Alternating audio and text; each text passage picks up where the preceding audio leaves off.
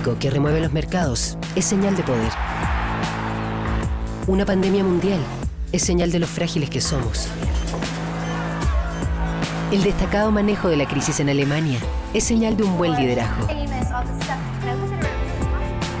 El cambio climático y la sequía son señal de que tenemos mucho por hacer. La colaboración entre pequeñas empresas es señal de un país que está cambiando. Las señales hay que leerlas. Sigue la dirección correcta del mundo y tus negocios. DF Full Digital, contenidos especializados y más. Diario Financiero. Las señales hay que leerlas.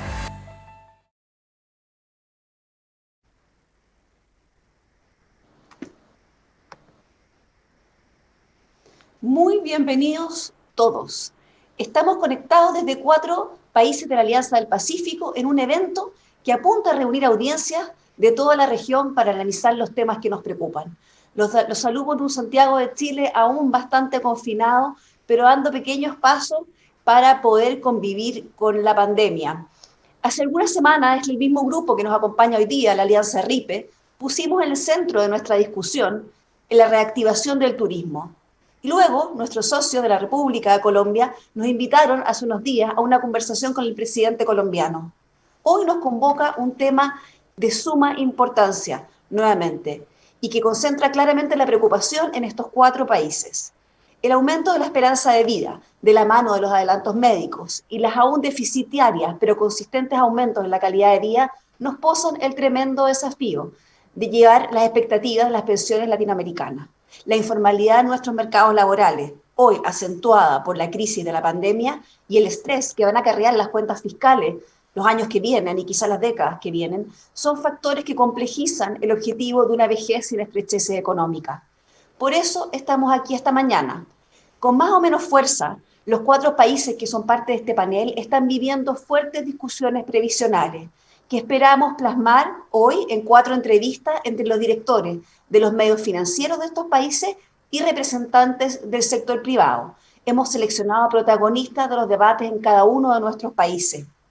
Voy a presentarlos primero de manera de que los vayamos mapeando antes de empezar las conversaciones y seguimos entonces con este programa de entrevistas. Primero les quiero presentar a Luis Miguel González, que es el director del diario mexicano El Economista, Fernando Quijano, el director del diario colombiano La República, Julio Lira, el director del diario peruano Gestión, y nuestros invitados a las entrevistas, Ignacio Calle, que es el CEO de Sura Asset Management, que como ustedes saben es una empresa que tiene presencia previsional en los países que convocan este panel. Estará Fernando Larraín, que es el gerente general de la Asociación de AFP de Chile, la administradora de fondos de pensión. Estará Bernardo González, mexicano, presidente de Amafore, y Giovanna Prailé, espero haberlo pronunciado bien, Giovanna Tosento Prailé, presidenta de la Asociación de AFP de Perú. A todos ellos les doy la bienvenida. Vamos a ver un pequeño resumen en video de lo que están viviendo nuestros países en materia de pensiones y luego le doy la palabra para partir a Fernando Quijano, como les contaba, el director de La República, que va a entrevistar a Ignacio Calle, CEO de Sura Asset Management. Así que vamos con este pequeño mapa y seguimos adelante. Los sistemas privados de pensiones están bajo presión hace años en toda la región, pero la crisis del coronavirus ha acelerado la urgencia. En Chile y Perú, la aprobación del retiro de fondos derribó un importante pilar del actual sistema, mientras que en México una reforma amenaza incrementar la informalidad laboral y en Colombia la competencia entre el modelo privado y público está causando una batalla judicial. El primero que abrió la senda fue el Congreso peruano, que a fines de abril promulgó el proyecto para el retiro de 25% de los fondos. En los 2 meses siguientes, 3,7 millones de afiliados, equivalentes a 49% del total, se acogieron a la medida y cobraron 19.200 millones de soles. Y la tendencia se está acelerando. Los parlamentarios discuten ahora un proyecto que impediría a las AFP cobrar comisiones si la rentabilidad cae y otro que autorizaría a los cotizantes que no hayan aportado en más de un año a retirar la totalidad de sus recursos. Pero más allá de los retiros y comisiones, el Congreso peruano podría ir por una reforma de fondo a todo el sistema. El proceso peruano ha sido un precursor de lo que está ocurriendo en otros países. En Chile, el Congreso promulgó a fines de julio una ley que autoriza retirar 10% de los fondos y, en caso de que sean menores a 1 millón de pesos, a extraer la totalidad de los ahorros. Hasta el momento, 8,7 millones de afiliados han solicitado la devolución, equivalente a 80% del total, y más de 6 millones ya han recibido los pagos. El monto promedio retirado asciende a poco más de 1 millón de pesos chilenos, elevando el total extraído a cerca de 8.200 millones de dólares. Los expertos advierten que la medida afectará la confianza de los inversionistas en el país y su calificación de crédito. Pero al igual que en Perú, el retiro del 10% podría ser solo el inicio. Bajo la consigna de "vamos por más", se espera que los promotores de la ley busquen ampliar el porcentaje de retiros. Mientras el presidente Piñera ha reconocido la necesidad de una reforma más amplia al sistema e impulsado una propuesta, el referendo constitucional de octubre abre la puerta a una transformación más radical del modelo. Los llamados al retiro de fondos también están resonando en Colombia, donde la idea ya ha sido planteada en el Congreso, aunque el gobierno se apresuró a desecharla. Colombia es uno de los pocos países en el mundo que tiene un sistema público y uno privado en directa competencia. Existe consenso en que se requiere una reforma de fondo, porque el sistema privado, gestionado por las AFP, proporciona pensiones insuficientes y el público, manejado por Colpensiones, está desfinanciado. Sin embargo, por ahora, la discusión está enfocada en los traslados. Los colombianos pueden optar por cualquiera de los dos modelos, pero solo hasta 10 años antes de jubilarse, a los 62 años en el caso de los hombres y a los 57 en el de las mujeres. La regla ha desatado una batalla legal con 32.000 procesos judiciales en curso de personas que quieren retornar a Colpensiones pese a que ya se venció el plazo, pero la medida además generaría una enorme carga para el Estado. Anticipándose a la discusión, el gobierno mexicano anunció a mediados de julio una reforma al modelo de pensiones. La normativa más que duplica el aporte del empleador, de cerca de 5% a casi 14%, mientras que mantiene sin cambios la contribución del trabajador y del Estado. También reduce el periodo de cotización para acceder a la pensión mínima garantizada de 1.250 semanas a 750, lo que ampliaría su cobertura de 40% a 80% de los trabajadores. Aunque en principio existe consenso sobre la necesidad de mejorar las pensiones, los expertos advierten que la reforma podría tener el efecto inverso al que se busca, ya que actuaría como un desincentivo para la contratación en una economía donde actualmente cerca de la mitad de los trabajadores están en el sector informal.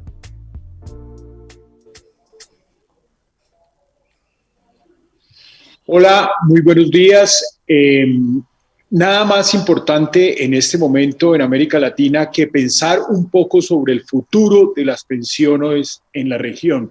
Y hoy tenemos un invitado como es Ignacio Calle, quien es el CEO de Sura Asset Management y que tiene negocio en toda la región, en la Alianza del Pacífico, para que nos cuente como pregunta de inicio cuáles son esos desafíos del tema de las pensiones en Latinoamérica y cuáles son esos retos que se enfrentan en una convulsión en el tema pensional que antes no se había visto o por lo menos en los años recientes en cada uno de los países no se había tratado.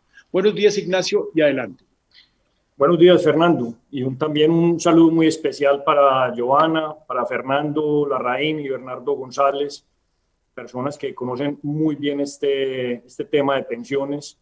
Y adicionalmente, muchas gracias también por la invitación que me haces, Fernando, por la invitación que hace la Alianza RIP. Me parece buenísimo este evento y este espacio para conversar de un tema que definitivamente es muy relevante para la creación de política pública y realmente para reformas estructurales que nos lleven a desarrollar un cambio sustancial en un tema que es muy relevante para los latinoamericanos.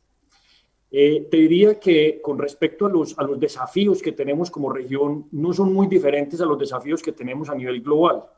Definitivamente el tema pensional es un tema que está en este momento cobijando a todas las jurisdicciones en el planeta, en el que requieren cambios estructurales, se necesitan hacer unas reformas importantes Y te diría que para el caso de los países de América Latina es muy importante empezar a hacer un fortalecimiento de la legitimidad que tienen los fondos de pensiones. Es muy evidente que se requieren hacer unos ajustes paramétricos. Se debe considerar dos variables que son muy relevantes, son dos variables exógenas a cualquier sistema de pensiones. La primera es la longevidad, como lo mencionaba el video, y también como lo mencionaba al inicio en la introducción Marilyn. La longevidad se viene aumentando, el mejoramiento en la medicina, la extensión de la vida, claramente es un tema que estamos viviendo a nivel global. Y la segunda variable exógena son las reducciones de las tasas de interés que se están viendo en todos los mercados financieros. Esos son dos temas muy importantes que se tienen que tener en cuenta en los ajustes paramétricos que tenga cada sistema pensional. Y otro también muy importante son las tasas de cotización. Las tasas de cotización que nosotros tenemos actualmente en América Latina son muy bajas, como lo mostró el video. Caso de México apenas es el 6.5%. Y en el caso, Fernando, de países que hacen parte de la OCDE, estamos hablando de niveles en promedio del 19%. Entonces, definitivamente necesitamos que todos los latinoamericanos empecemos a aumentar el aporte que hacemos mensual a una cotización para permitir un mejoramiento en nuestro sistema de retiro. Eso es muy importante. Y el otro punto que te mencionaría es que tenemos que empezar a hacer una gran gestión en alinear las expectativas de las personas, cómo abordamos a los clientes, cómo los asesoramos. Y yo creo que definitivamente acá el uso de la tecnología es fundamental para poder entrar con herramientas tecnológicas que nos permita cubrir millones de personas y explicarles muy bien cómo funciona un sistema de pensiones de una forma fácil, que a veces se ve muy complejo, y de esa forma poderle llegar a muchas personas. Eso nos puede ayudar a acercarnos y a contribuir mucho mejor en que entiendan cuáles son sus brechas pensionales y cómo las podemos empezar a cerrar. Ignacio, una de las cosas más importantes que se han puesto de moda por estos días en los países de la Alianza del Pacífico, en los que conforman esta red iberoamericana de periodismo económico, tiene que ver con los retiros anticipados de un porcentaje, de una parte de lo que se ha ahorrado durante mucha, digamos, una época larga en la vida. ¿Cómo ve esos retiros y qué amenazas representa para la solidez del sistema? Sí, de acuerdo. Mira, esa es una pregunta muy relevante. Yo creo que Fernando y Giovanna pueden profundizar ahora mucho en ese tema de lo que hemos vivido en Perú y en Chile recientemente. Por una parte te diría que es complejo empezar a comprometer el valor futuro de las pensiones, porque si nosotros empezamos a retirar esos fondos, que en el caso de Chile fue el 10%, en el caso de Perú fue el 25%, pues claramente lo que estás haciendo es que estás sacando un pedacito del tanque que tienes para tu jubilación futura, y cuando tú mides lo que hoy en día son $100, pues claramente dentro de 10, 15, 20 años, esos $10, esos $100 van a ser representativos en el valor futuro de la pensión de las personas. Diciendo lo anterior, yo creo que algo supremamente bonito que pudimos ver es la capacidad que tienen los fondos de pensiones de ejecutar rápidamente en los mercados de capitales los retiros de esos recursos y permitir entregárselos a esos millones de afiliados que de una u otra forma los necesitaban por una pandemia que estamos viviendo actualmente. Entonces, esa capacidad de ejecución, nosotros inclusive creamos unos micrositios especiales dedicados para las personas poder entrar a hacer todo el trámite del retiro de una forma simple. Activamos robotinas, activamos contact centers dedicados única y exclusivamente para este tema, y adicionalmente en las oficinas, en las sucursales donde teníamos esta atención, creamos por el tema de la pandemia, en la parte de afuera de las oficinas, ejecutivos dedicados con tabletas digitales a traducir todas las inquietudes que tenían nuestros afiliados y poderles ayudarles con los trámites. Entonces eso nos permitió una velocidad increíble de tener, en el caso de Chile, en 10 días activado el mayor programa de entrega social que ha habido en América Latina con esta pandemia, más de $15 billones que logramos ejecutarlos rápidamente. Entonces, eso es un tema muy relevante que pudimos trabajar, pero claramente no se puede descuidar el efecto que pueda llegar a tener a futuro para los latinoamericanos. Ignacio, una cosa bien importante y brevemente, ¿cuáles son los elementos que debe tener una reforma? Obviamente cada país es diferente, pero ¿qué elementos debe tener una posible reforma pensional? Tocar la edad, tocar, no sé, en los subsidios, ¿qué elementos debe tener esta, digamos, inminente reforma laboral, pensional? De acuerdo. Mira, yo te diría que hay 3 aspectos claves que deben incluir. La cobertura, muy importante, porque algo de lo que estamos viendo en América Latina es la baja cobertura que tienen los sistemas de pensiones frente a otras regiones en el mundo. Que tenga sostenibilidad es fundamental. Los sistemas de pensiones tienen que tener una sostenibilidad para el largo plazo. Y el tercer aspecto es la equidad, que también es muy importante en una reforma pensional. Cada país debe revisar según su contexto y ecosistema cuál es la mejor reforma que debe tener. Muy importante la cobertura, en la cobertura la parte de la aportación que te mencionaba al principio. Yo creo que eso es muy importante en el diseño de una política pública. La edad de retiro claramente hay que revisarla, no es lo mismo la edad que teníamos hace 15, 20, 30 años a las edades que se están viendo de jóvenes que están entrando al sistema laboral y que se van a jubilar hacia el 2050, la longevidad va a aumentar y esos son temas que tenemos que empezar a revisar. Y por último, el diseño de una política pública alrededor de beneficios universales mínimos, donde se pueda de una manera equitativa entregarle unas capas de ahorro básicas que requerirían las personas. Ignacio, finalmente, ¿siguen en la apuesta regional? ¿Siguen compitiendo en Chile, compitiendo en Colombia, en Perú, en México? ¿Siguen una apuesta, digamos, de multilatina, ya que son los pioneros en este segmento?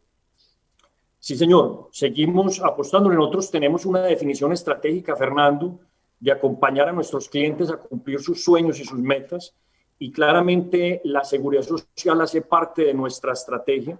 Nosotros creemos firmemente en que podemos aportar con una cantidad de información estadística y actuarial que tenemos, aportar en las discusiones de unas reformas estructurales de largo plazo que nos puedan ayudar a trabajar en cómo ir mejorando estos sistemas de pensiones, porque es que son dinámicos. La demografía va cambiando en el tiempo y estos son temas que los reguladores tienen que entender muy bien y yo creo que esas conversaciones entre lo público, lo privado, entre los ciudadanos, son muy relevantes para poder nosotros entrar a crear reformas pensionales que permitan en el largo plazo darle unas mejores pensiones a los latinoamericanos.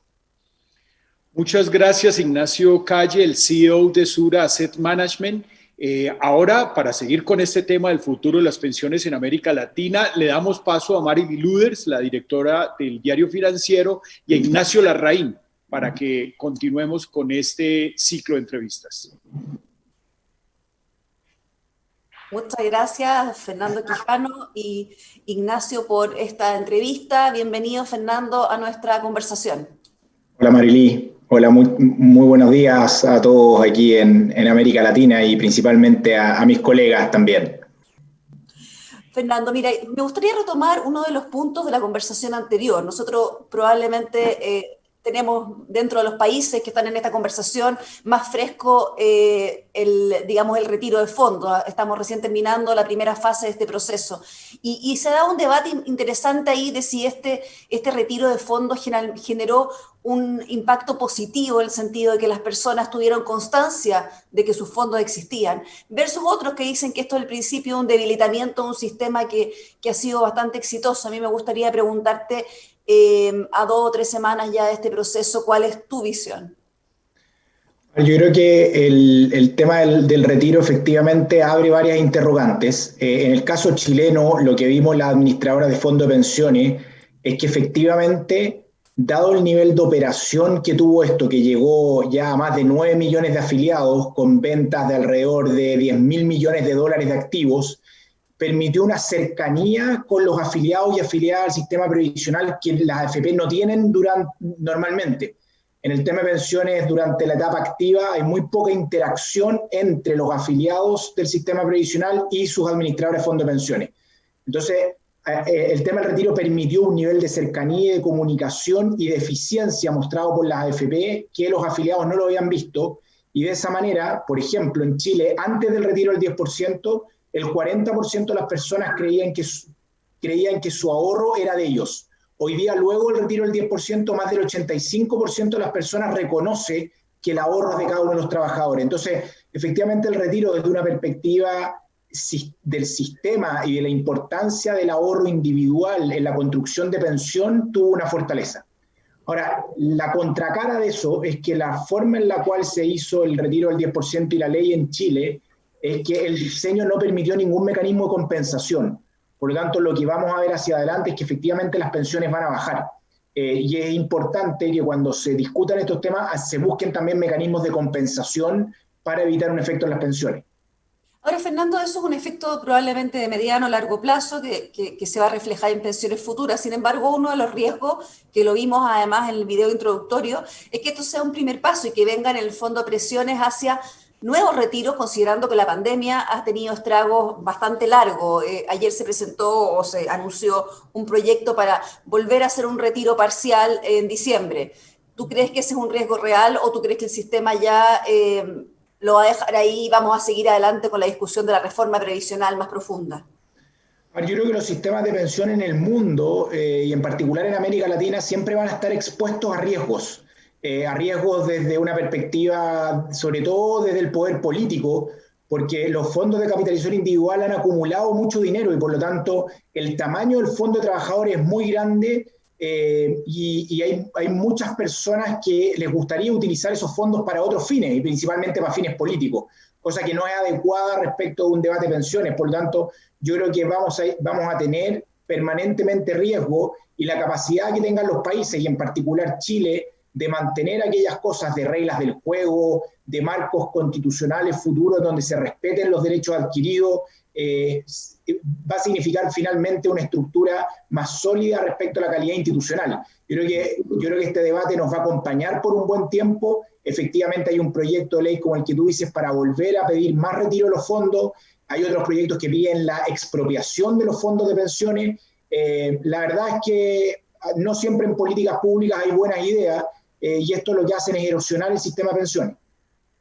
Fernando, a mí me gustaría preguntarte precisamente porque además de estos proyectos que tú consideras que erosionan las pensiones, también hay una reforma previsional que estaba siendo discutida, que ya previo a la pandemia, previo a toda esta discusión del retiro de fondos, que para las personas que nos siguen de otros países básicamente consideraba un aumento de cotización, que hay un diagnóstico común de que en Chile estábamos cotizando poco para la pensión, y además algunos cambios institucionales sobre la manera de administración de estos fondos. ¿Tú crees que esta reforma va a cambiar en esta coyuntura y después del retiro, o si vamos a seguir en el fondo avanzando en esta idea de mejorar la cantidad de ahorro de cada persona? A ver, desde una perspectiva técnica, y Ignacio fue bien claro en las cosas que hay que hacer respecto a los temas de pensiones, hay bastante acuerdo respecto de cuáles son los pasos que hay que seguir. Y la discusión es política en Chile. Hay una discusión netamente política y va a depender de la discusión que se dé en el Congreso con el Ejecutivo, finalmente, para ver si es que existe alguna posibilidad de llegar a acuerdo. Yo creo que los tiempos son muy cortos. Vamos a entrar a un debate respecto de un referéndum constitucional.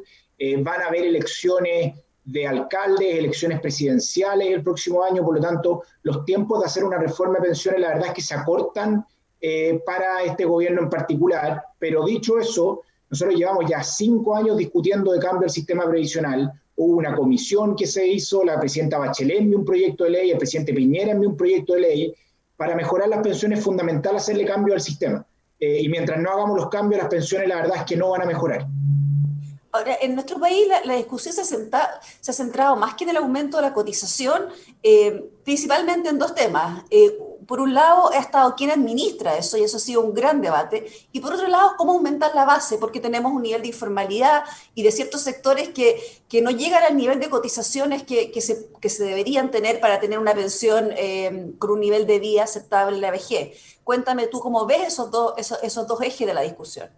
Sí, a ver, respecto del primero, yo creo que parte del problema en Chile de que no hayamos podido avanzar en una reforma es que la discusión política se ha centrado en base a consignas y se ha tratado de dividir el tema entre blanco y negro, por ponerlo en términos gráficos, entre los no más AFP y más AFP.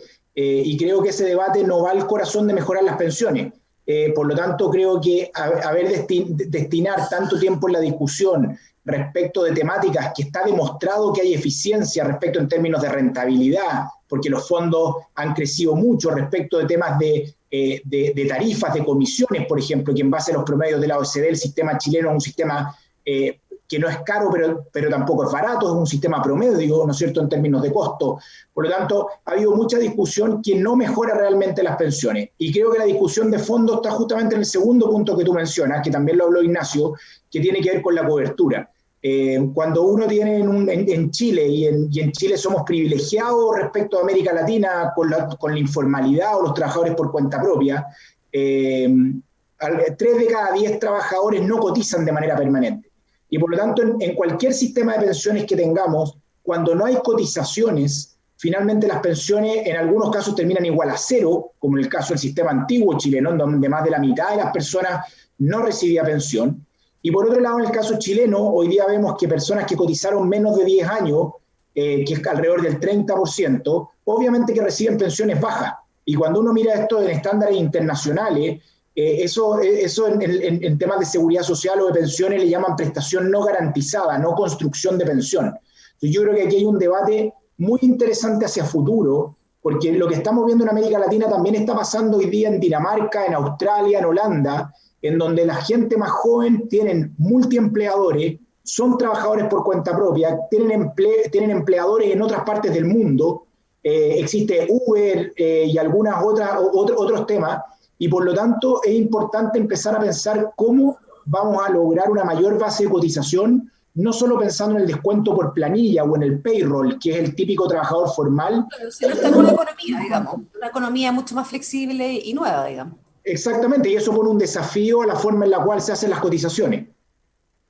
Ahora, Fernando, tengo 2 preguntas que me están haciendo personas que nos están escuchando y me gustaría hacértelas porque siento que es importante también recoger la discusión que está generando. Una, me pregunta uno de nuestros auditores, ¿cómo en un tiempo de tasas de rentabilidad bajas en general de los instrumentos financieros puede legitimarse un sistema que promete rentabilidades altas y que esa es parte de la promesa que hay detrás, digamos, y que si bien pueden ser iguales a las del resto de las inversiones financieras, en el caso de las pensiones toma una sensibilidad diferente? Yo creo que cuando uno construye pensiones, uno tiene que mirar en el largo plazo. Y aquí la evidencia internacional, creo que aquí de nuevo no hay que hablar en consigna, hay que hablar en base a datos. La productividad marginal del trabajo, es decir, la rentabilidad que se obtiene a través de los salarios o del trabajo, es más baja que la productividad marginal del capital. Y eso desde Tomás Piketty en adelante lo han demostrado permanentemente. Por lo tanto, creo que es positivo que los trabajadores y trabajadoras de los distintos países puedan acceder a tasas de rentabilidad mayores que solamente el trabajo, y eso es a través del capital. Por lo tanto, si bien es cierto que las rentabilidades en el último tiempo han ido hacia la baja, cuando uno mira la evidencia y uno mira los datos, por ejemplo, uno ve, por ejemplo, en el caso chileno, que hoy día, a la fecha de hoy día, todos los fondos, los 5 multifondos, rentan de manera positiva y ya recuperaron todas las pérdidas que habían habido producto de la pandemia. Entonces, efectivamente, uno tiene que mirar las inversiones en el largo plazo y no en el corto plazo. Y de nuevo, en el largo plazo, la rentabilidad del capital es superior a la rentabilidad del trabajo y eso hace entonces que puedan crecer de mejor manera los fondos previsionales. Pero déjame ir a la parte de la cobertura, que creo que es importante. No sacamos nada con tener tasas de ahorro y temas de rentabilidad si las personas no cotizan. Por lo tanto, acá es fundamental no solamente la rentabilidad, sino que también tener una historia previsional que sea lo suficientemente densa o rica en años de cotización, de manera tal de poder construir una buena pensión. Gracias, Fernando. Tengo una pregunta también de una auditora que nos dice que hay mucha preocupación en Chile porque el impacto de la pandemia ha sido en el mercado laboral femenino muy dura. Se estima que retrocedimos más o menos 10 puntos de participación laboral en este periodo, y eso, dado que las mujeres trabajan en sectores como el comercio, el turismo, etcétera, que van a ser de recuperación un poco más lenta, hay una preocupación ahí. ¿Qué tipo de instrumentos crees tú que se pueden hacer para focalizar un segmento de la población que por razones habituales ha estado rezagada en materia de densidad de cotizaciones y que con esto se podría agravar? A ver, los sistemas de pensiones, independientes del sistema, son un espejo de lo que ocurre en el mercado laboral. Por lo tanto, es fundamental tener un mercado laboral sólido para poder construir pensiones. Y efectivamente, la pandemia y también el retiro de fondos afectaron en mayor medida las pensiones futuras de las mujeres. Por lo tanto, yo creo que es importante poder buscar espacios de focalización de empleo, equidad de género, equidad salarial, de manera tal de ir avanzando en que las mujeres también puedan acceder a mejores pensiones. Y en ese debate, creo que, aunque políticamente es difícil discutirlo, creo que también hay que hacerlo, es que hacia el futuro las edades de pensión, tanto de hombres y de mujeres, también debieran igualarse. Hoy día en Chile hay una diferencia de 5 años, y eso hace que las mujeres, solamente por ese hecho, reciban pensiones entre un 38 y un 50% más bajas que los hombres. Ahora, ese tema, Fernando, es lo más tabú que hay, o sea, un tabú político.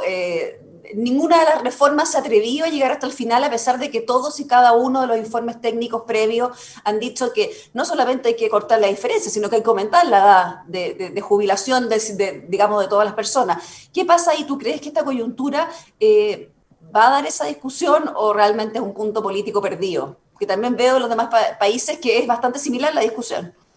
Bueno, cuando uno mira de nuevo el mundo de los sistemas de pensiones, más de 60 países han cambiado su edad de pensión.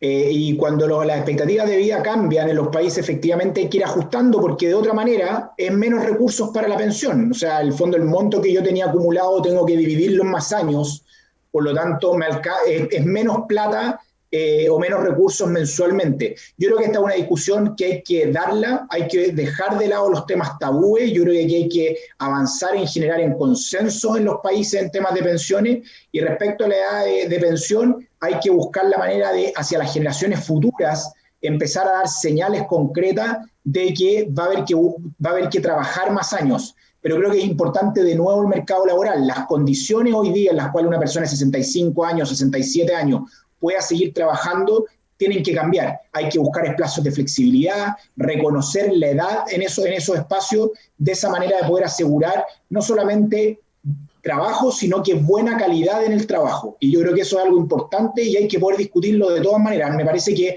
en pensiones no deberían haber temas tabúes. Te quiero agradecer mucho, Fernando, por la conversación, y le doy paso al siguiente bloque. Luis Miguel González, que es el director del Economista de México, va a entrevistar a Bernardo González, presidente de Amafore. Gracias, Fernando, y les doy el pase. Muchas gracias, Marely. Bernardo, ¿cómo le explicaría, bienvenido, Bernardo, ¿cómo le explicarías a alguien que no vive en México en qué consiste la reforma de pensiones que está intentando México? Hola Luis Miguel, ¿qué tal? Muy buenos días a todos mis compañeros de panel. Gracias por la invitación y por supuesto buenos días a quienes nos ven. Yo te diría que este es un acuerdo inédito, Luis Miguel. Empezaría por ahí. Es un gran acuerdo que se ha buscado desde hace pues, por lo menos 15 años. Nuestro sistema de ahorro para el retiro en México, basado en cuentas individuales, tiene 23 años de existencia. En esos 23 años, por lo menos 15, mucha gente, muchos expertos, la propia Amafore y el gobierno incluso, han querido hacer reformas para mejorar el sistema de ahorro para el retiro. Finalmente, después de 23 años de existencia, se hace la primera reforma profunda a este sistema. ¿Qué busca? Busca resolver, yo te diría que 3 temas que han comentado nuestros compañeros en el panel, que aquejan a los sistemas de pensiones privados en México y en la región. Es particularmente el tema de la cobertura, el tema de la suficiencia de las pensiones y también, de alguna manera, pues de la fragmentación. En México tenemos un grave problema de informalidad, 60%, casi 60% de los trabajadores mexicanos trabajan en la informalidad y no es algo estable, pasan de la formalidad a la informalidad y así se mueven. También el bajo nivel de contribuciones, lo platicaba en el video introductorio, que es de solo el 6.5% del salario, cuando los promedios de la OCDE pues, son mucho más altos. Entonces, ¿qué busca la reforma? Que más mexicanos tengan mejores pensiones. Yo lo pondría así de sencillo. Es para los trabajadores del sector privado. ¿Cómo se logra esto? Se logra a partir de un incremento de las contribuciones del 6.5% al 15% en un periodo de 8 años de manera gradual. Y el otro cambio relevante es, en lugar de tener que trabajar en un empleo formal 24 años para poder tener una pensión, solo se tendrán que trabajar 15 años. Esto es mucho más o refleja de mucho mejor forma la realidad del mercado laboral mexicano, en el que tenemos un mercado informal muy rígido y que en realidad ha disminuido a lo largo del tiempo esa informalidad, pero muy pocos puntos porcentuales, nada significativo, Luis Miguel, y en ese sentido lo que se busca es que el requisito para obtener una pensión se disminuya. Todo esto se hace de manera sustentable. No se hacen promesas de regresar a los sistemas de reparto, de beneficio definido, sino mantener un esquema que en México ha sido sumamente valioso para profundizar el ahorro interno, para mantener la prudencia macroeconómica, la prudencia fiscal del gobierno y también para desarrollar los mercados de valores en México y para darle financiamiento de largo plazo al gobierno. Sin embargo, quedaba pendiente lo más importante, el dar buenas pensiones y a suficiente número de trabajadores mexicanos. Eso, en resumen, Luis Miguel, es la reforma que se estará discutiendo en las próximas semanas en nuestro Congreso. Teníamos un mapa complicado y llegó el COVID. ¿Cómo cambia al sistema de pensiones el COVID, la pandemia y sobre todo el estrés que mete en el mercado laboral? Claro. Bueno, sin duda los efectos del paro económico por la pandemia han sido muy profundos en México. De hecho, a diferencia de lo que se comentaba de Chile, pues la intervención pública ha estado más bien enfocada a atender ciertos grupos vulnerables de la población, no a las empresas. Entonces, esto ha tenido un efecto muy relevante en el empleo, en el número de empleos perdidos formales. Pero en el empleo informal, pues también ha tenido un impacto brutal. De esta manera, para el caso de las Afores, teníamos ya previsto, afortunadamente, desde hace una década, cuando a México lo aquejó otra pandemia, la H1N1, se previó que los trabajadores mexicanos, a falta de un seguro de desempleo, pudieran acceder a parte de los fondos de ahorro para el retiro, pero está acotado, Luis Miguel, justamente para no dejar sin fondos las cuentas individuales y para que no tenga un efecto permanente en las pensiones de los trabajadores mexicanos. El retiro máximo que se puede hacer es del 11%. Tienes que tener 2 meses y medio de haber perdido, perdón, 1 mes y medio de haber perdido el empleo y además no haber hecho un retiro parcial de tu Afore en los 5 años previos. Entonces, de esta manera hemos visto que en esta pandemia ha habido retiros de aproximadamente 1 millón de trabajadores mexicanos y han retirado aproximadamente 10,000 millones de pesos, el equivalente a 500 millones de dólares aproximadamente.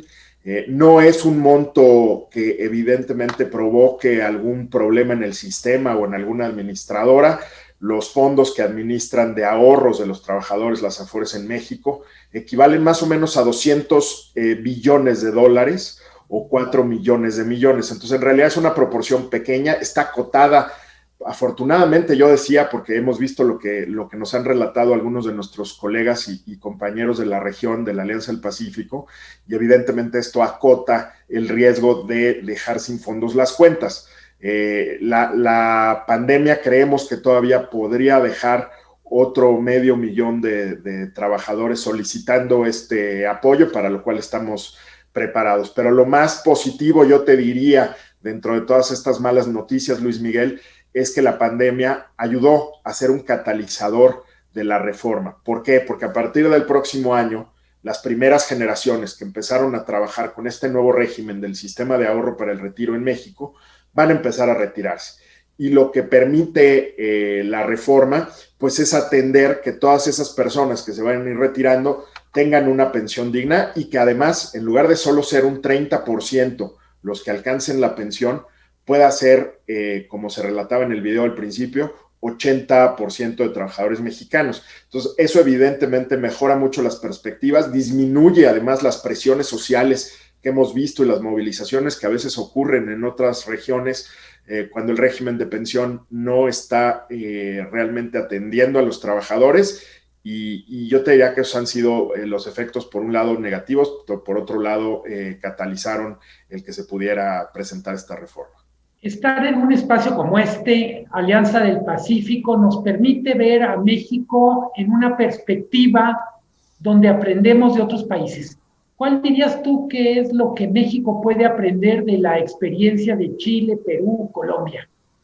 No, bueno, absolutamente. Mis colegas, tanto Giovanna como Fernando, como Ignacio, interactuamos seguido, somos miembros del FIAP, aprendemos de todos, nos comunicamos todo el tiempo para saber qué está pasando en cada país, cómo podemos apoyar la defensa de los ahorros de los trabajadores a nivel regional. Y por supuesto que se aprende mucho, Luis Miguel, de Chile. Tú sabes que nosotros nos inspiramos en 1997, cuando hizo la reforma en ese sistema. Hemos tomado lo mejor que desde el punto de vista de nuestros hacedores de políticas públicas y nuestros legisladores funciona mejor para el contexto de México. Nuestro sistema no es exactamente como el de Chile. Acá tenemos contribuciones tripartitas, tenemos además desde el inicio del sistema un mecanismo de beneficio definido. Recientemente se incorporó un pilar universal a nivel constitucional de pensiones para trabajadores formales e informales.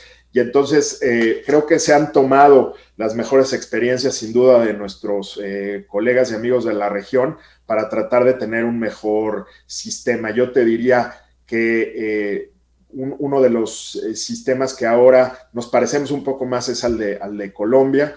Y te digo, son un parámetro y hay una colaboración y diálogo permanente. Bernardo, Fernando Larraín y Marily en el diálogo anterior hacían referencia al manejo de las expectativas. Y me gustaría plantearte la pregunta, expectativas de los trabajadores, pero también expectativas de la clase política. Hay mucho dinero en el sistema de pensiones y hay muchas expectativas, insisto, los trabajadores en lo individual, en lo colectivo, pero también la clase política. ¿Cómo manejar esto en un momento tan complicado?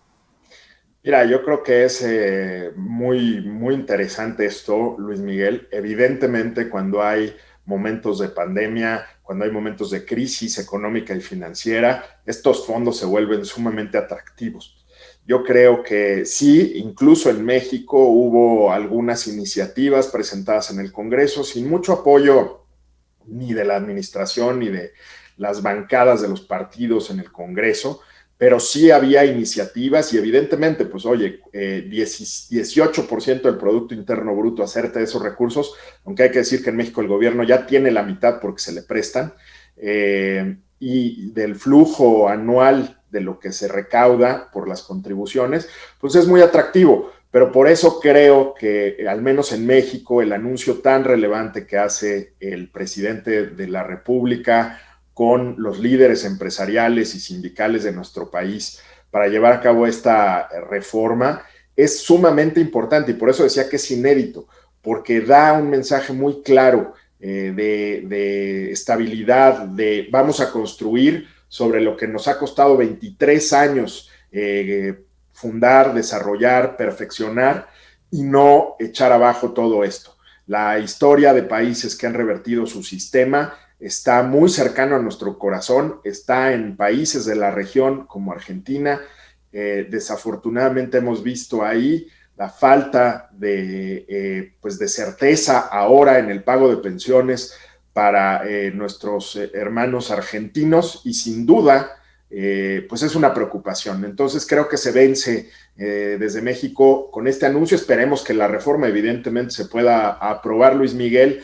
Esto solo es el principio, pero creo que así se pueden manejar las expectativas. Y a los trabajadores, por otro lado, sí creo que se generan incentivos, incluso para los que están en la informalidad, para alguien que ya daba por perdido el tener una pensión, porque decía yo, es imposible que alcance 24 años de cotizaciones en un empleo formal, se genera un incentivo para que regrese al mercado formal, para que busque estas cotizaciones y logre una pensión con 750 semanas o el equivalente, que son 15 años, Luis Miguel.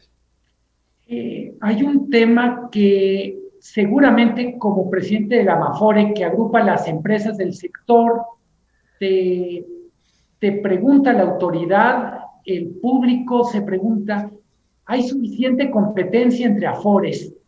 ¿Y cómo se da esta competencia en términos de servicios, rendimientos? ¿Qué nos quedan a deber las AFORES en esta competencia a los clientes, a los ciudadanos?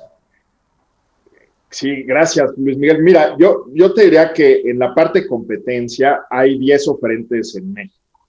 Llegamos a tener incluso 24, se ha consolidado la industria. Estas 10 AFORES, 8 son 100% privadas, algunas con capital mexicano, otras con capital extranjero, como Sura, que participa en nuestro mercado. Tenemos también una AFORE que es 100% pública, y otra que tiene participación 50% pública, 50% privada. Entonces existen suficientes alternativas, me parece, para los trabajadores, para que decidan quién administra sus recursos y cómo lo hacen. En materia de rendimientos, creo que la competencia ha sido bastante buena. Los rendimientos que se han pagado incluso en México han sido interesantes, son alrededor del 11% anual, en términos nominales, en términos reales del 5.4% en estos 23 años del sistema. En términos yo te diría, de educación financiera, de información, de cercanía con los trabajadores, con la población, y en términos de servicios de modernización tecnológica, es donde yo te diría que es donde hay mayores áreas de oportunidad, donde estamos trabajando más, Luis Miguel, para realmente que sean los mismos trabajadores los que se den cuenta del valor de las administradoras, que cuando vienen impulsos o malas ideas desde los hacedores de políticas públicas, sean en primer lugar los trabajadores, los dueños del dinero, quienes defiendan ese sistema y defiendan la certidumbre de tener buenas pensiones. Creo que esa parte ha faltado mucho en nuestro país. Muchos se ha enfocado el sistema en México a promover el ahorro voluntario, cuando la gente ni siquiera ha logrado entender qué hacen las AFORES, cuál es la responsabilidad de las AFORES, qué es lo que está bien y lo que está mal. Y creo que hay que empezar por eso, por explicarle a la gente esa parte, generar confianza y luego pedir, obviamente, que incrementen su ahorro. Yo te diría también que la competencia en materia de comisiones ha sido buena. En México se han disminuido las comisiones en más del 90% en estos 23 años. Todavía recientemente hicimos un compromiso porque estas comisiones continúen bajando. Hoy la comisión promedio del sistema es de 0.92%. Tenemos 23 años de existencia en nuestro sistema. En la medida en que los saldos se acumulen más rápido y podamos mejorar, obviamente, las eficiencias y los costos regulatorios, podemos hacer disminuciones más aceleradas y estamos completamente comprometidos a ello. El número de oferentes, yo te diría que incluso con esta reforma, Luis Miguel, si se concreta, pues deberíamos de esperar que llegara un número mayor de AFORES. Pero lo que quieres, independientemente del número de oferentes que haya, yo creo que no hay un número mágico, lo que sí quieres es que haya una fuerte competencia entre los participantes de la industria, y creo que se da en México en términos en muchas áreas, ¿no? En el servicio, en la atención, en las comisiones, en los rendimientos, en fin, creo que hay alternativas, opciones para todos, Luis Miguel. En el diálogo anterior, Marily lanzaba una pregunta que me parece muy pertinente. la necesidad, era una reflexión, pregunta, la necesidad de romper los tabús respecto a los sistemas de pensiones. ¿Cuáles dirías tú que son los tabús en el sistema de pensiones en México? ¿De qué no hablamos? Bueno, yo creo que los tabús son, son las promesas falsas, ¿no? Los caminos falsos, los mitos. Todas estas personas y políticos que a veces prometen regresar a los sistemas de beneficio definido, a las grandes pensiones, eso es absolutamente inviable desde un punto de vista demográfico. La demografía de la región ha cambiado profundamente, nuestro bono demográfico se está acabando y evidentemente un sistema de pensiones de beneficio definido es insostenible. Lo que es responsable, lo que ayuda al crecimiento de la economía, a la generación de empleos, al financiamiento del mercado de valores, a la estabilidad de las finanzas públicas, es sin duda los sistemas de cuentas individuales. Pero con estos ajustes que se están haciendo, con el establecimiento de pensiones mínimas garantizadas, de pensiones universales, con el incremento de las contribuciones y el adecuar el número de semanas que alguien tiene que trabajar en nuestra región para alcanzar una pensión, con eso realmente podemos garantizar buenas pensiones para más trabajadores. Y al final, ese debe ser el objetivo máximo de cualquier sistema de pensiones, Luis Miguel. Bernardo, ha sido un gusto dialogar contigo en el contexto de este foro de pensiones en América Latina. Me corresponde ceder el turno a mi compañero Julio Lira y a Giovanni Fraile de Perú. Adelante. Gracias. Gracias, Luis. Buenos días a todos. Creo que la necesidad de realizar este debate en un proceso de reforma que está dando en los 4 países es clave. Quiero mencionar solo un dato antes de hacer la primera pregunta a Giovanna, ¿no? En el Perú existen cerca de 12 millones de afiliados a un sistema de pensiones. 7.3 millones están afiliados al sistema privado de pensiones. Pero ¿cuál es el dato más importante? Que solamente 4.6 millones de los aportantes al sistema privado, a los sistemas de pensiones en Perú, porque hay público y privado, realizan aportes. Entonces, mi primera pregunta, Giovanna, que es presidente de la Asociación de AFPs en el Perú, es ¿qué retos, 3 retos que tú consideres claves en esta discusión, en este debate que ya ha iniciado en el país? Hay inclusive una comisión formada por el Congreso peruano. Esos retos que son claves para la asociación que deben afrontar esta reforma que hoy estamos discutiendo. Adelante, Giovanna. Muchas gracias por la invitación a RIPE, muchas gracias, Julio. Creo que el reto de ser últimos pues, nos pone acá en una situación muy, muy interesante, porque evidentemente yo creo que Ignacio, Fernando y Bernardo han sido bastante claros en tocar temas que son fundamentales y que son comunes a nuestros países. Bien señalaba Julio, nosotros tenemos un problema serio que está relacionado con la baja cobertura, ¿no? En el Perú, efectivamente, a diferencia de Chile, de cada 10 trabajadores, 3 cotizan de manera regular un sistema de pensiones y 7 no cotizan un sistema de cobertura previsional. Entonces, el primer gran reto que nosotros tenemos es, como mencionaba Julio, tenemos un sistema público que funciona como una especie de sistema de reparto, que es la ONP. Tenemos un sistema privado que está formado por 4 administradoras privadas de fondos de pensiones y tenemos una pensión no contributiva, que es pensión 65. Entonces, lo primero que tenemos es las grandes diferencias que existen entre cada uno de estos 3 sectores, ¿no? Mientras ONP y pensión 65 son financiadas por el Estado, el sistema privado de pensiones, como su mismo nombre lo dice, no le genera ningún costo al Estado. Pero las diferencias de pensiones sí son bien grandes. Mientras en el sistema de pensión no contributiva, la pensión es 125 soles al mes. En el sistema público, es decir, la ONP, que es ese sistema de reparto, es 780 soles. Y en el sistema privado, a pesar de que no existe todavía el concepto de pensión mínima que bien señalaba Bernardo, que es fundamental, la pensión alcanza aproximadamente 1.100 soles. Entonces, el primer gran reto que nosotros tenemos es tratar de integrar esos sistemas de una manera armoniosa y equilibrada para buscar justamente, como decía al inicio Ignacio, la equidad en el sistema. Entonces, nosotros tenemos este primer gran reto que es incrementar la cobertura. El segundo está relacionado, como ya hemos mencionado, mencionó ustedes anteriormente, con el tema de suficiencia. En el Perú, en el caso de ser yo un trabajador que cotiza o aporta al sistema privado de pensiones, no tengo derecho a una pensión mínima en ningún caso, mientras que en el sistema público, llámese ONP, que es el esquema de reparto, si la persona no tiene 20 años de aporte, no tiene derecho a pensión. Y puedes encontrar ahí una persona de 19 años, 11 meses y 29 días que no va a obtener un sol y tampoco recibe la devolución de su fondo, porque efectivamente el dinero de hoy de los trabajadores sirve para administrar o para pagar las pensiones de hoy día. Y es importante mencionar en ese caso que, en conclusión, si no tienes tú los requisitos establecidos en el sistema público, no tienes pensión, y en el sistema privado no tienes pensión mínima, de manera tal que hay que igualar las condiciones para que el trabajador, estando en el sistema público o el sistema privado, pueda tener derecho a las mismas reglas de juego. Y finalmente, un tema no menor en nuestro país y en todos nuestros países que está relacionado con la sostenibilidad fiscal.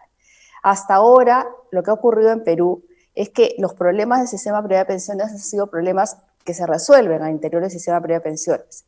El retiro de ese 25% que se dio al inicio de la pandemia y que se dio para aliviar muchos hogares, fue un retiro de los trabajadores para atender necesidades de los trabajadores en el corto plazo. Pero lo que está faltando es tener esa tercera pata, como mencionaba Bernardo, porque la formación de pensión incluye al trabajador, al empleador y obviamente al Estado. De manera tal que en esta gran reforma tenemos que ver cómo, a pesar de la situación económica tan complicada, el Estado cumple un rol fundamental, sobre todo en garantizar esa pensión mínima de carácter universal para la población de ingresos más bajos. Gracias, Giovanna.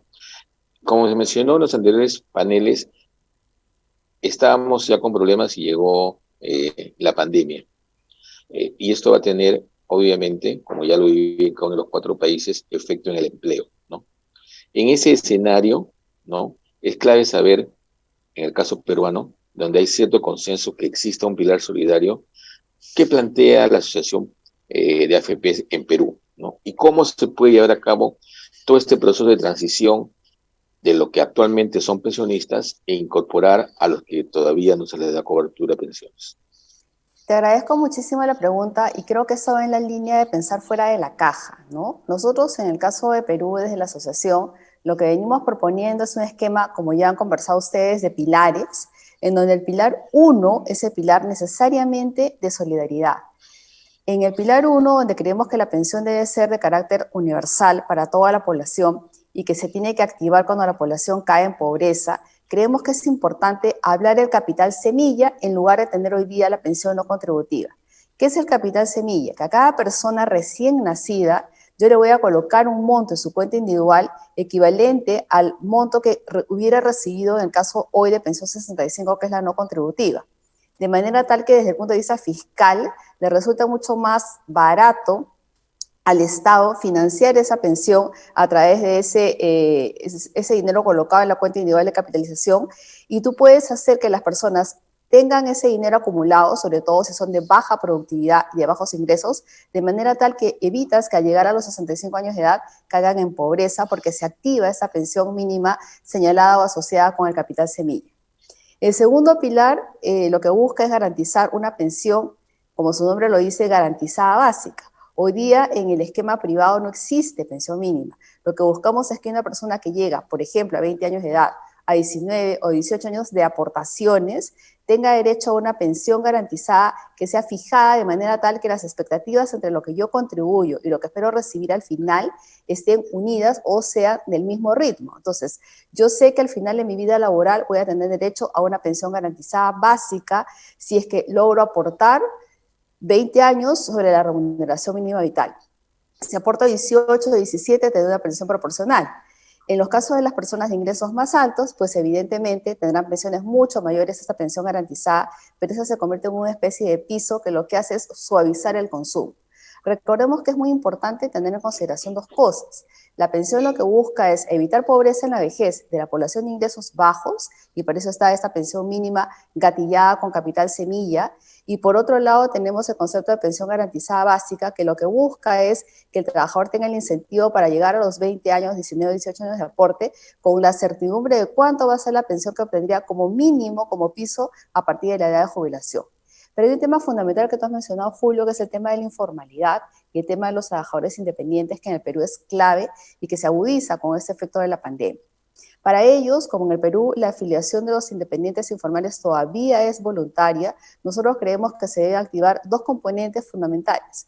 Uno es la devolución del IVA o del Impuesto General a las Ventas hasta el 1% anual, y la otra es el matching contribution, que es por cada sol que el trabajador ponga, el Estado coloca un sol, un tope de 65 soles por cada uno, para lograr que el trabajador de ingresos medios, informal e independiente, tenga ese incentivo para ahorrar, porque el dinero lo ve en su cuenta individual de capitalización. Entonces, esta situación de pandemia, que es una situación crítica, debe servir como una oportunidad para, trabajando de la mano con el Estado, tratar de buscar soluciones fuera de la caja, en la cual el sistema de seguridad social se acomoda a las necesidades de un mercado laboral que sigue siendo todavía muy informal. Una pregunta, una penúltima pregunta, porque hay una pregunta de uno de los que están participando, viendo este foro. Hay dos roles claves que creo que debería formar parte de la reforma. Uno es el rol regulatorio del Estado, ¿no?, para las AFPs. Y lo segundo es, ¿qué papel, cómo se ven las AFPs en esta reforma a futuro? ¿Qué rol? ¿El mismo rol que tienen ahora o solamente, por ejemplo, dedicadas a administrar los fondos? Mira, te agradezco muchísimo la pregunta, porque a diferencia de México, que tiene un regulador que, por ejemplo, tiene muchas mayores competencias como para poder permitir el desarrollo de nuevos productos, fomentar la tecnología o todas esas herramientas de economía del comportamiento, en Perú todavía estamos muy rezagados y todos los cambios se tienen que hacer por ley a través del Congreso. Entonces, esperamos que en esa reforma se dé mucho mayor empoderamiento al regulador, para que efectivamente la creación de nuevos productos para los independientes, la forma de cobrar para los independientes, la forma del aporte a través del app en un celular, la posibilidad de que él vea cuánto tiene aportado en su pensión, sean mucho más ágiles, y eso permita generar mayor competencia en el mercado de las AFPs. Para eso necesitamos un regulador mucho más empoderado, que tenga esa capacidad de ir de la mano adelante de lo que los mercados están mencionando, como señalaba anteriormente Fernando. También son mercados en los cuales efectivamente hay mucho cambio, mucha mayor volatilidad. Entonces el regulador tiene un rol fundamental, porque no podemos esperar a que todo sea modificado a través de ley, sino que deberíamos estar trabajando de manera creativa en nuevos productos de acuerdo a las necesidades de los jóvenes y de los independientes. ¿Cómo veo yo a las administradoras privadas de fondos de pensiones? En este momento en el cual se produjo la pandemia en Perú, Julio es testigo de que estamos atravesando uno de los momentos más críticos en nuestro país, no solamente desde el punto de vista económico, sino que ayer se acaba de aprobar en el Congreso la autorización para que los trabajadores afiliados al sistema público, en el cual no hay un solo sol ahorrado, también puedan disponer de hasta una UIT, es decir, 4.300 soles de sus cuentas, que no existen porque no tienen cuentas individuales de capitalización, y va a tener que ser financiado con deuda, o el Estado va a tener que interponer una acción de inconstitucionalidad. Entonces, nosotros tenemos un problema a nivel de legitimidad, no solamente del sistema de pensiones, sino un problema de legitimidad del sistema total, y por lo tanto, yo sí creo que el rol de las administradoras en la reforma debe ser mucho más importante, porque no solamente es administrar los fondos de pensiones, sino que la AFP tiene un rol fiduciario y garantiza la intangibilidad de los fondos de pensiones. Ahora que la gente ha necesitado retirar sus fondos, en el caso de Perú, cerca de 19.000 millones han sido efectivamente el 25%, pero eso hay que sumarle 5.000 millones de soles más, porque el gobierno permitió el retiro de hasta 2.000 soles. Es decir, los trabajadores han tenido 25.000 millones de soles como principal fuente de ahorro suya propia para enfrentar esa situación de pandemia, cosa que en el sector público no tienen, porque efectivamente no existen cuentas individuales de capitalización. Entonces, si nosotros analizamos la realidad de nuestro país, en la cual tenemos problemas porque el Estado es un mal pagador, es un mal administrador, creo que tenemos que ser conscientes de que el objetivo debe ser que la reforma le dé al trabajador pensiones más competitivas, que tienen que seguir bajando en el tiempo, evidentemente, mayores pensiones, y como mencionaba Bernardo, de repente pensar en reducir el número de años como requisito para alcanzar una pensión, o dar una pensión proporcional de acuerdo a los años que la persona haya cotizado, pero buscar que el esquema sea mucho más flexible para que el independiente, con esta devolución del IGB o con este matching contribution, se sienta atraído. ¿Y por qué no tener una administradora pública que pueda entrar a este mercado a competir con el resto de administradoras bajo las mismas reglas de juego? Pero creo que es fundamental que para que todo esto funcione, el regulador tenga mayores poderes para que pueda lograr que el mercado sea mucho más sensible a las necesidades que tiene el trabajador y pueda adelantarse a esos dolores que el trabajador siente cuando efectivamente no tiene conocimiento, no tiene certidumbre de cuánto va a ser su pensión o de cómo puede hacer para reengancharse y volver a cotizar en su AFP y tener de esa manera acceso a una pensión de jubilación o una pensión de invalidez. Te alcanzo, Giovanna, dos preguntas de los que están viendo este webinar, en el caso peruano. Una de ellas es, la consulta es, ¿qué sugieren la asociación para minimizar los gastos fijos en el sistema privado? Y la otra es, no se ha escuchado una autocrítica a las AFP. En ese sentido, ¿qué pueden hacer para mejorar la pensión de un jubilado? Mira, muchísimas las dos preguntas. La primera, nosotros tenemos un sistema que se llama FPN, que se encarga de la recaudación, que a diferencia de la SUNAT no le cobra un solo al afiliado. Recordemos que en el caso de la ONP, toda la recaudación la hace el Estado a través de la SUNAT y tiene que pagar 1.4% por cada sol recaudado. En el caso del sistema privado de pensiones, AFPNet está a cargo de las administradoras, de donde genera un costo adicional al empleador y al trabajador como tiene que ser. Creo que podemos seguir fortaleciendo la centralización de más procesos para que efectivamente esto redunde en menores comisiones. No olvidemos que ahora a fin de año tenemos la siguiente licitación y la AFP ganadora tiene que ofrecer una comisión menor a la que hoy existe. Pero evidentemente para eso tiene que haber reglas de juego claras para que el inversionista esté dispuesto a apostar por el Perú en los siguientes 2 años. Y en segundo lugar, respecto a la autocrítica. Yo soy la primera en reconocer que las AFPs tenemos un rol pendiente de seguir educando a los trabajadores, de seguir dando mucha información de manera mucho más transparente y obviamente de tener canales de atención en los cuales el afiliado pueda sentir que entiende cómo funciona el sistema privado de pensiones, que su dinero está garantizado al momento de la jubilación y obviamente atender a 7 millones de trabajadores es un reto. Lo hemos visto en este tema de la pandemia, cuando hemos tenido que atender al retiro de cerca de 4 millones de trabajadores afiliados, y todo es absolutamente perfectible, Julio. Yo creo que lo que se trata, como ya mencionaban anteriormente mis colegas, es construir sobre lo que ya existe. Y si nosotros tenemos que mejorar, pues obviamente estamos en ese trabajo, lo venimos haciendo desde hace muchos meses y esperamos, años incluso, y esperamos que efectivamente el trabajador poco a poco vaya sintiendo que su administradora tiene un rol con ella, que es de asesorarlo previsionalmente y de acompañarlo en todos los momentos de su vida laboral hasta el momento en que se jubile o hasta el momento que de repente, Dios no quiera, tenga un periodo de invalidez. Gracias, Giovanna. Quiero, a nombre de RIPE, agradecer tu participación, asimismo la participación de Bernardo González, de Fernando Larraín y de Ignacio Calle. Creo que sus reflexiones nos van a dar pie luego a los directores a hacer algunos comentarios y los dejo en libertad, digamos, para que también puedan escuchar nuestras reflexiones como directores. Y creo que una primera reflexión, y para la cual le voy a pedir que inicie esta ronda, es a Luis Miguel. Se ha hablado de edad de jubilación, algunos de los expositores, se ha hablado de los retiros anticipados, se ha hablado de la baja cobertura.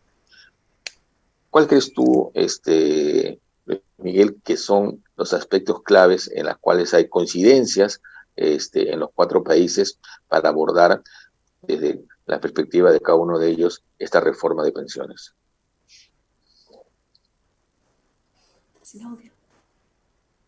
Efectivamente están los 3 puntos que dices tú, Julio, pero yo diría hay un elefante en el cuarto y es la presión de la clase política sobre los sistemas de pensiones. Me parece que hay un nuevo entorno político, una nueva atmósfera que mete mucha presión al sistema de pensiones. Si estos mismos temas que son relevantes son, vamos a decir, pasados por el prisma de una clase política oportunista, hay un riesgo enorme donde en vez de construir sobre lo que ya tengamos, veamos un ejercicio de demolición de los sistemas de pensiones que hemos construido y tendremos que empezar desde cero. Para mí el mayor riesgo está fuera de la caja y tiene que ver con ¿y qué tal si la clase política no tiene una actitud constructiva frente a lo que se tiene, sino tiene la tentación de volver a empezar de cero? Para mí es el mayor riesgo y más vale hablarlo con todas las letras. Hay un riesgo político en nuestro sistema de pensiones en cada país tiene diferentes nombres, diferentes apellidos, tiene diferente paisaje, pero es real y es enorme. Marily, Luis Miguel acaba de mencionar un tema que ha estado presente también en cada intervención, son las expectativas que hay, ¿no? Luis Miguel lo centra en la presión, esta olla presión de la clase política, ¿no? ¿Cómo se pueden manejar esas expectativas desde el lado de los afiliados, desde aquellos que todavía no están afiliados, ¿no? Para que sea sostenible las reformas, los cambios que se pueden hacer. Chile y Perú enfrentamos esta presión y hemos tenido que hacer retiros anticipados, ¿no? Justamente debido a esa presión. ¿Cómo ves tú este escenario en el cual se desarrollan estos cambios de reforma en el sistema de pensiones? Sí, yo coincido plenamente con Luis Miguel que probablemente el mayor factor que se enfrenta hoy día a los sistemas de pensiones es una presión política que se agrava por una situación financiera y de baja ingresos generalizada. Pero a mí me gustaría agregarle a eso un par de factores que los veo que podrían neutralizar un poco esta presión política. El primer caso, lo primero es que los sistemas de pensiones, el chileno, el peruano, pudieron lograr que la gente constatara por primera vez que esa plata existía, ese fantasma de que estaba en una parte inubicable bajó.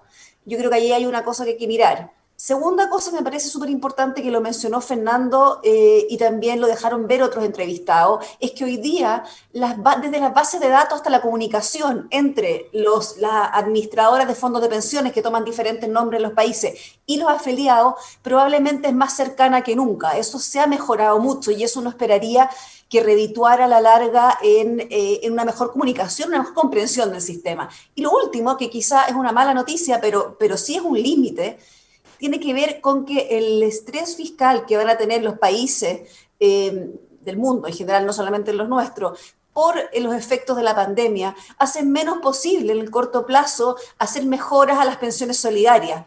Entonces, eso también de alguna manera vuelve a poner el foco en el rol que tienen los privados dentro del sistema de pensiones, que en el caso de estos 4 países es mixto. Eso acotaría ahí un poco, estando 100% de acuerdo con Luis Miguel, que es el elefante en la habitación. Fernando, hay un tema que estuvo presente también en la intervención de nuestros invitados, que fue la edad de jubilación, ¿no? De algún modo, en este escenario que enfrentamos por la pandemia, como bien lo ha remarcado Marily, la edad de jubilación es clave, ¿no? Cómo manejar. Inclusive uno de los invitados mencionó por qué no hay una igualdad en la edad de jubilación tanto de hombres como de mujeres. ¿Tú cómo ves en perspectiva este tema para tratarlo en un proceso de reforma? Estos procesos que hacemos en RIPE, estos diálogos, digamos, multilaterales que realizamos, y que tiene que ver con las pensiones, nos debe dejar unas enseñanzas. Y lo podemos pensar en cada uno de los países. Primero, en Colombia, los hombres se jubilan de 62 años. Las mujeres se jubilan de 57. Como coexisten 2 sistemas pensionales, el privado y el público, antes de acceder a la pensión, las personas se tienen que, digamos, es la última oportunidad para pasarse de un sistema a otro. Eso hay que ponerle cuidado. Quiere decir que una mujer de solo 47 años en Colombia, 52 los hombres, tienen que decidir si mantienen su pensión en el sistema público o si lo mantienen en el sistema privado. Y una persona que ya tiene que decidir en qué se va a jubilar es una persona que empieza a ser un activo tóxico para cualquier empresa. Y no es fácil, digamos, volverse, si pierde el trabajo, volverse a meter a conseguir un nuevo trabajo. Quiere decir esto que el sistema pensional como hoy está no genera, digamos, las mismas posibilidades para una mujer, para un hombre. Si estamos hablando de una integración regional, si estamos hablando de empresas multilatinas, más en el tema de las pensiones, tendríamos que homologar urgentemente la edad de pensión tanto de hombres para mujeres en todos los países, porque es ilógico, vuelvo al tema de las mujeres colombianas, que se tengan que jubilar tan jóvenes, 57 años, y que se les obligue 10 años antes, o sea, de 47 años, a que decidan en qué sistema se van a pensionar. Enfatizo mucho en el caso colombiano porque es una artesanía que no es el mismo en Chile, no es el mismo en México y no es el mismo en Perú, y que ese tipo de asimetrías pensionales son las que tenemos que resolver si queremos trabajar como bloque, si realmente queremos desarrollar empresas multilatinas que presten el servicio pensional en cada uno de los mercados. Bien, Luis Miguel, te doy el pase para que también nos menciones cuáles son otras reflexiones de lo que hemos escuchado a nuestros panelistas. Adelante, Luis Miguel. Creo que el desafío que plantea la informalidad es enorme. Decía Bernardo González, tema de, tenemos un sistema de pensiones, un sistema de retiro que está muy fragmentado. Para ponerlo en otras palabras, que tiene que responder a diferentes realidades del mercado laboral, que tiene que responder a diferentes realidades institucionales. Están los pensionados, en el caso de México, que genera mucha molestia social, las condiciones de pensiones de los petroleros y los electricistas, por ejemplo. Entonces me parece, coincidiendo con Fernando, de la necesidad de homologar condiciones en América Latina, o cuando menos en la Alianza del Pacífico, yo diría también homologar condiciones al interior de cada país. Eso me da pie a una cosa que decía Marily que me gusta mucho, es la necesidad de no tener tabús en esta discusión de pensiones, lo decía Giovanna Prialé, pensar fuera de la caja. Creo que tenemos muchos temas tabús, tenemos la necesidad de pensar fuera de la caja, y en el caso mexicano yo diría esta fragmentación de los sistemas de pensiones, esto de que hay muchos trajes a la medida circulando en la calle que hacen muy difícil hablar de que hay un solo país. Cada quien tiene su propio sistema de derechos y obligaciones. Son hombres y mujeres, son trabajadores al servicio del Estado, son informales, y yo diría los más vulnerables paradójicamente son trabajadores de la economía formal con pocas semanas de cotización. Gracias. Marilyn, hay un tema que en el caso peruano, y no sé si en el resto de países, y le voy a dar palabra a cada uno de los colegas, se da, que es la expectativa que tenían los afiliados al sistema privado de pensiones de la jubilación que iban a recibir, o sea, la famosa tasa de reemplazo. En el Perú, por ejemplo, hubo un estudio que hizo el Fondo Monetario Internacional y la tasa de reemplazo era cerca del 21-22%. ¿no? Y la expectativa que muchos tenían era que fuera casi el 40-45% o un poco más, ¿no? ¿Cómo es en Chile, que tiene el sistema más antiguo, porque lo inició en la región, ¿no? ¿Es un tema fundamental o es derivada de otros factores más importantes? En el caso chileno es un tremendo tema. Yo creo que el tema, más que con los montos reales, tiene también que ver con que Chile hizo de la reforma previsional un gran tema a nivel de discusión. Fue una especie de las reformas más relevantes que hubieron en los 70, 80, en todo ese periodo. Por lo tanto, la expectativa de este nuevo sistema que venía a reemplazar todo lo anterior es grande. Pero también me gustaría decir que no solamente está la expectativa de la presión con respecto a la tasa de reemplazo, sino que y también lo mencionó, creo yo, muy acertadamente Giovanna en la entrevista que le hiciste, Julio, es que hoy día hay más expectativas que solamente la tasa de reemplazo.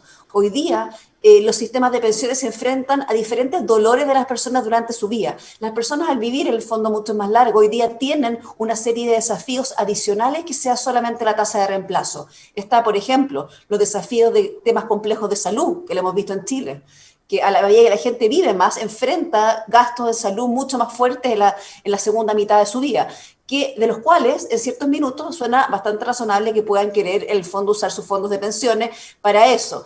Otro debate más es que si estos fondos deberían ser en ciertos casos poder utilizarlos para los emprendimientos, y así se abre una serie de discusiones que, si bien son relativamente riesgosas porque ponen en peligro el fin último, que es tener un ingreso al final, yo creo que hay que mirarlas atentamente para que los sistemas de pensiones vayan incorporando estas expectativas adicionales que se han ido generando. Fernando, tu homólogo Fernando Larraín mencionó que en el caso de Chile, por ejemplo, el sistema no era tan barato, estaba en el promedio de la OECD, ¿no? Y eso nos lleva al tema de las comisiones, o sea, cuánto cobran las AFPs por administrar los fondos que reciben de los afiliados. En el caso de Colombia, ¿cómo tú ves el tema, ¿no?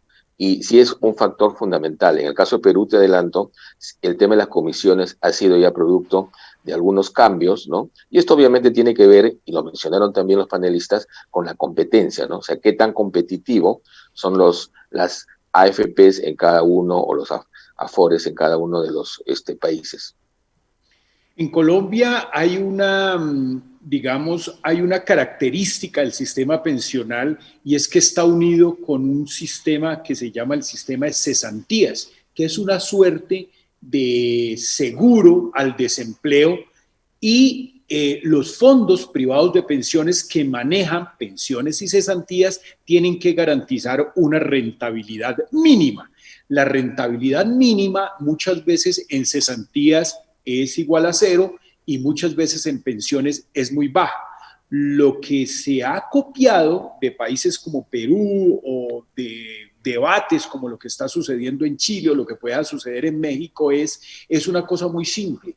Cuando las rentabilidades sean negativas o iguales a cero, pues simplemente la comisión no se debe pagar, porque es un claro de sangre para el ahorrador. Entonces, el condicionar la comisión a la verdadera rentabilidad de las pensiones me parece que puede ser un camino hacia salir un poco de esta, digamos, camisa de 11 varas en que se encuentran nuestros sistemas pensionarios. Ahora, una cosa bien importante es que en América Latina se ha avanzado muchísimo en que existan fondos privados de pensiones.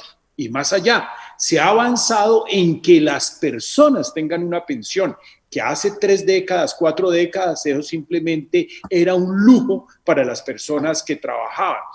Fernando Larraín mencionó una cosa bien importante que me gustaría también ponerla sobre la mesa, y es qué va a pasar con estos trabajadores globales, estos millennials que trabajan en Uber, que pueden trabajar en Rappi, cuando estas empresas no les están pagando una seguridad social.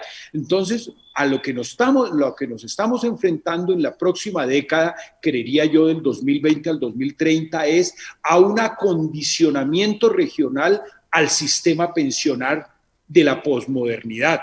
Uno, las multinacionales que trascienden nuestros sistemas pensionales, y dos, que hay personas que tienen múltiples empleos, que teletrabajan con una firma en Estados Unidos, que pueden teletrabajar con una local. Es decir, que los retos que le impone la modernidad, la cuarta revolución industrial a nuestros sistemas pensionales está sobre la mesa, y que es un deber de nuestros gobernantes ponerlas a nivel, ponerlos a tono. Luis Miguel, justamente creo que Fernando acaba de tocar un tema importante, ¿no? Hay nuevas modalidades laborales que han surgido en toda la región, ¿no? Él menciona el caso, por ejemplo, de Rappi, también se puede mencionar el caso de los taxis por aplicativos, ¿no? En ese caso, ¿cómo incorporar a esas modalidades, o el teletrabajo, ¿no? Que ahora lo hacemos en todos los países debido a la pandemia, ¿no? ¿Cómo incorporar esos sistemas nuevos de trabajo, esas modalidades nuevas de trabajo, ¿no? Pensando ya fuera de la caja, como decía Giovanna, ¿no? A lo que es un sistema de pensiones, ¿no? Creo que eso forma parte también del futuro. O sea, va a haber seguro ahora por la pandemia por un buen tiempo muchos trabajadores independientes, ¿no? El gran reto es volver más flexible el sistema de pensiones, flexible para incorporar las nuevas realidades, pero sobre todo para ajustarse a las expectativas cambiantes. Lo decía Marily hace rato, quien se retira no solo aspira a una pensión, aspira a una forma de vida. que incluye un sistema de salud, que yo diría incluye un sistema de entretenimiento como tal, de uso del tiempo libre. En ese sentido, tú lo planteabas en el diálogo, Julio, creo que para mejorar el sistema de pensiones o los sistemas de pensiones, vamos a requerir autocrítica de todos los actores, autocrítica de las AFP, las AFORES, autocrítica de las autoridades, pero también, para hablar de un tema tabú, autocrítica de los trabajadores. No se puede tener expectativas que no correspondan a lo que han contribuido o a los derechos políticos que en cada país se tienen. Un sistema flexible va a requerir literalmente que cada quien se ponga en el espejo, autoridades, empresas, trabajadores, para ver qué le toca hacer a cada quien para mejorar. Evidentemente no tenemos el sistema de pensiones que tenemos, no tenemos la forma de vida en el retiro que creemos que merecemos, pero tenemos que trabajar muy duro para conseguirla. Te puedo acotar un detalle. Claro, adelante, Marilyn. En Chile está empezando a discutirse una idea bastante novedosa con respecto a cómo lograr que coticen ciertos sectores que hoy día no están dentro de la formalidad. Y fue una idea que planteó el actual ministro de Hacienda, Ignacio Briones, cuando era académico. Él fue mucho tiempo académico antes, y planteó la idea de cotizar vía el IVA, en el fondo. No está desarrollado el modelo, pero la idea es que la gente, como las personas en el fondo informales, lo que sí sabemos es que consumen de todas maneras, tengan asociado a su consumo el ahorro previsional. Esa es una cosa que está empezando a discutir en Chile. Entonces, que había una especie de, cada vez que las personas compren cosas, su RUT, que es nuestra DNI, ustedes le dicen, ¿no? Que es nuestro número de identificación, permita esa cotización, y de esa manera te exime de alguna manera de armar todo un sistema contractual, etcétera, que es complejo. Se los dejo porque es algo que estamos recién empezando a discutir y que quizá podría ser una nueva ola de reforma, no sé. Sí, yo creo que es importante. Yo escuché esa idea en alguna oportunidad a Santiago Levy en el BID, inclusive hizo un estudio al respecto. En el caso peruano, cuando se ha tratado ese tema, por ejemplo, desde la administración tributaria, se ha visto dificultad de complementar el esquema, ¿no? Pero creo que es una dificultad que se puede trabajar para superarla, ¿no? O sea, no solamente decir que es difícil y no se puede hacer nada. ¿Qué otras ideas innovativas, Fernando, se discuten en Bolivia como parte de esta reforma que se habla en nuestros 4 países? Sabe que hay una cosa bien importante, y es que en el tema pensional hay que ser disruptivos. Primero, porque hay una gran cantidad de jóvenes preocupados por esta situación, gente que se preocupa de qué va a vivir cuando opte por la jubilación, independientemente de la edad que se tenga. Pero lo más importante y que se nos olvida en este momento, y que un poco lo desarrollamos en pasadas charlas, es el tema del MILA. No podemos hablar de sistemas pensionales fuertes sin unas bolsas de valores integradas y fuertes. Recordemos que los fondos de pensiones en países como Colombia, como Perú, como Chile, como México, son los mayores financiadores de las obras de infraestructura. Y estas empresas son jugadoras importantes en las bolsas de valores. No podemos hablar de fortalecer los sistemas de pensiones sin fortalecer las bolsas de valores. Es más, si uno compara los sistemas escandinavos de cómo se pensionan las personas, ustedes encontrarán que las inversiones individuales en renta variable, en renta fija, en tener un portafolio de pensiones es parte de la jubilación. Colombia, Chile, Perú y México, mientras no se desarrolle que más personas puedan invertir en bolsa, tener portafolios, yo creo que no se va a compasar con esa necesidad cada día más creciente de las pensiones para las personas. Gracias, Fernando. Bueno, tenemos que ir, colegas, cerrando este evento. Le voy a dar la palabra a reflexiones finales tanto a Luis Miguel, a Fernando, algunas mías, y dejarle al final a nuestra anfitriona, ¿no? Marely Luthers, ¿no? Con cuya colaboración ha sido posible realizar este evento, ¿no? Como cierre. Adelante, Luis Miguel. De manera muy breve, el haber hecho este foro coincide con que los sistemas de pensiones están en un momento de definición. Probablemente sea el momento más importante desde su nacimiento, desde su fundación, y creo que el papel que nos toca como medios de comunicación es favorecer una discusión de buen nivel sobre lo que está en juego, lo que tenemos, lo que nos falta y los riesgos de cada opción de cambio. Agradezco a Marely, a ustedes la posibilidad de construir este diálogo continental. Creo que la otra conclusión muy breve es: cada país va a necesitar de la experiencia de otros países que tienen una realidad muy similar para encontrar los recursos intelectuales e institucionales para resolver este desafío. El desafío de las pensiones no es de futuro, es de ahora. El futuro se está jugando en este 2020. Gracias, Luis Miguel. Fernando. Importantísimo, Julio, acotar lo siguiente. Las generaciones en todos los países tienen rasgos que las caracterizan y son iguales. Los baby boomers ya se jubilaron. La generación X está a 5, 10 años de jubilarse. Los millennials es una generación que tiene que empezar a constituir su pensión. Los centennials, esas personas que nacieron en el 2000, ya tienen 20 años. Y esas personas tienen que tener unas reglas definitivas para cómo van a construir su pensión. No podemos trasladar con lo que se constituyó la pensión de un millennial, de una persona de la generación, de una persona de la generación del baby boomers, de una persona de la generación X, sean las mismas reglas de los que se van a jubilar cuando los millennials alcancen la edad de jubilación. Esto es un tema de la naturaleza humana, esto es un problema laboral y generacional que todos los países tienen que, digamos, tener reglas claras y homologadas de cómo se van a constituir estas pensiones en el futuro.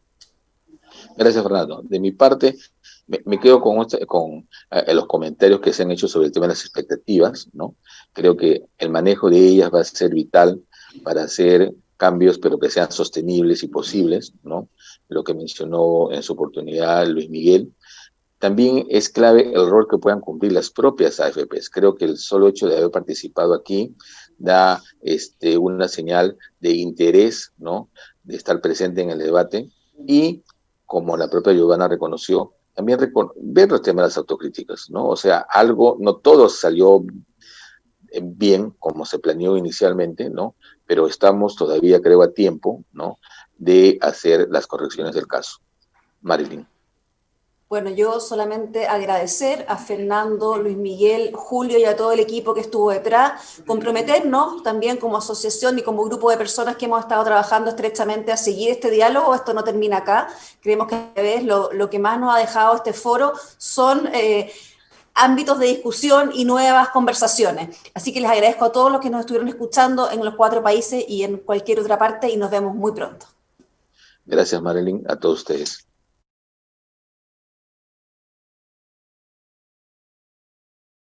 Un discurso político que remueve los mercados es señal de poder.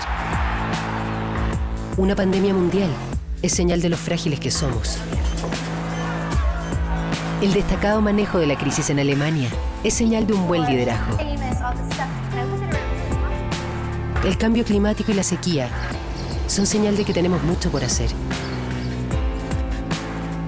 La colaboración entre pequeñas empresas es señal de un país que está cambiando. Las señales hay que leerlas. Sigue la dirección correcta del mundo y tus negocios. DF Full Digital, contenidos especializados y más. Diario Financiero. Las señales hay que leerlas.